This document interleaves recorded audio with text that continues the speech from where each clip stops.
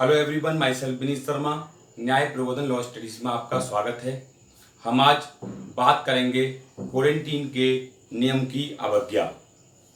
इसके लिए हमें सबसे पहले समझना होगा क्वारंटीन की परिभाषा को, क्वारंटीन के शब्द को और क्वारंटीन शब्द की उत्पत्ति।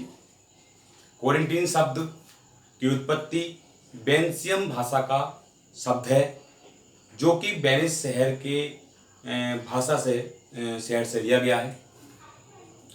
क्वारंटीन शब्द की उत्पत्ति किस प्रकार हुई उसके बारे में हम आपको बताते हैं। सन 1348 के लगभग यूरोप में एक रोग आया था, प्लेग।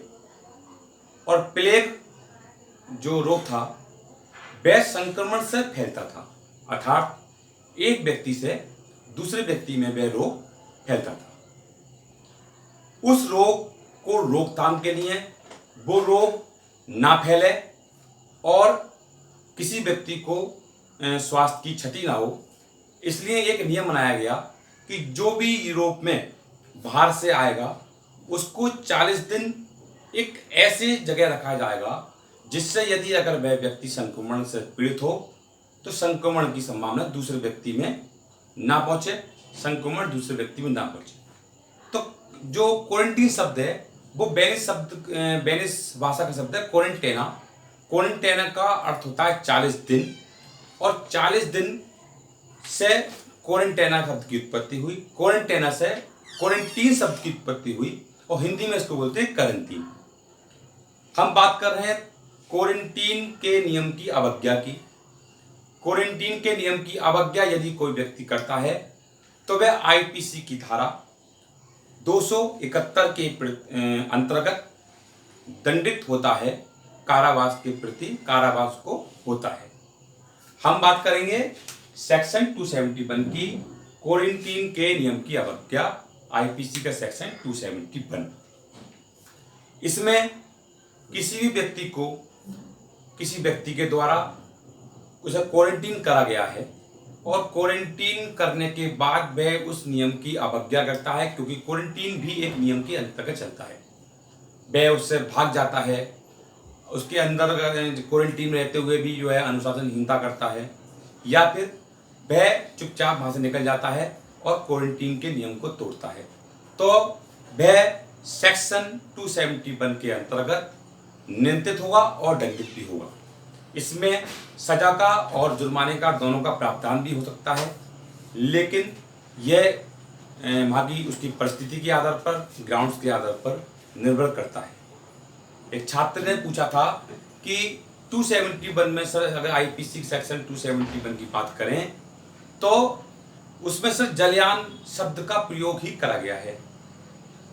मैं यहाँ पर स्पष्ट कर दूं कि 14वीं शताब्दी के बाद 14वीं शताब्दी में प्लेग रोग आया था और 14वीं शताब्दी के बाद कोई भी ऐसा रोग नहीं आया जो संक्रामक हो और कि संक्रमण फैलने की संभावना हो। अर्थात जब 1400 ईस्वी में वह रोग आया और ये 1860 भारतीय दंड संहिता है, इसमें जो वर्णन किया गया है वो जलयान से संबंधित करा गया है, लेकिन अगर दंडित होगा तो आईपीसी के सेक्शन 271 के द्वारा ही होगा। और वह क्वारंटीन से भागकर कहीं संक्रामक रोग फैलाता है, परिद्वेषपूर्ण फैलाता है या फिर लापरवाही के द्वारा फैलाता है, तो 269 और 270 के अंतर्गत कार्रवाई संभव है, दंडित होना संभव है। पहले भी जो रोग संक्रामक आते रहे हैं, जैसे काला है, स्वाइन फ्लू है, सार्स है, एबोला है, वो इतने ज़्यादा इफेक्टिव नहीं थे, इतने ज़्यादा संक्रामक नहीं थे जैसे आज की परिस्थिति में कोरोना है, तो वहाँ पर उन्हें क्वारंटीन करने की आवश्यकता इतनी नहीं पड़ी। लेकिन आज की परिस्थिति में अगर हम देखें तो कोरोना ने जिसमें जो व्यक्ति संक्रामक होता है उसे क्वारंटीन करने की आवश्यकता पड़ती है। गाइडलाइन के अनुसार 14 दिन की क्वारंटीन को कराया जाता है, उसके बाद ही उसके टेस्ट होते हैं या फिर वो ठीक होता है, या फिर वो क्वारंटीन में अगर वो उसका नेगेटिव निकलता है तो अपने घर जाता है। तो आज के टॉपिक में फिलहाल इतना ही कि कोई व्यक्ति यदि क्वारंटीन के नियम की अवज्ञा करता है तो सेक्शन 271 आईपीसी के अंतर्गत वह दंडित होगा। और वह भाग कर कहीं संक्रामक रोग फैलाता है तो 269 270 के अंतर्गत उसे दंड मिलेगा। साथ ही साथ जुर्माने का प्रावधान भी है।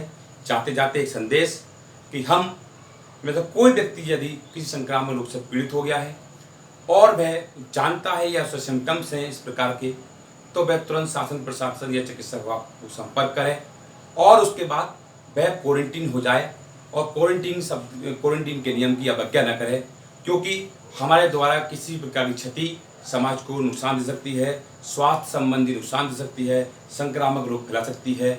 इसलिए हम इसका ध्यान रखेंगे। जय हिंद, जय भारत, वंदे मातरम।